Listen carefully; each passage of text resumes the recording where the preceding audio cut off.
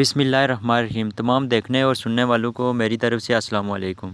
پیارے دوستو، آج ہم آپ کو موٹاپا کم کرنے کا علاج بتائیں گے اس ویڈیو میں۔ بہت سارے ایسے لوگ ہیں جو موٹاپے کی وجہ سے کافی حد تک پریشان رہتے ہیں۔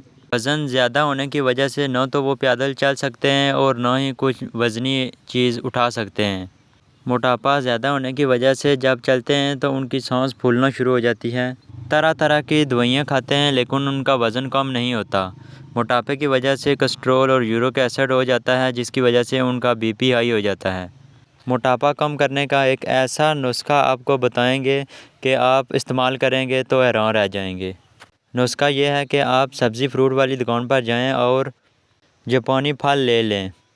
روزانہ ایک استعمال کریں۔ 10 سے 15 دن لگاتار آپ استعمال کریں گے تو آپ کا وزن کم ہونا شروع ہو جائے گا۔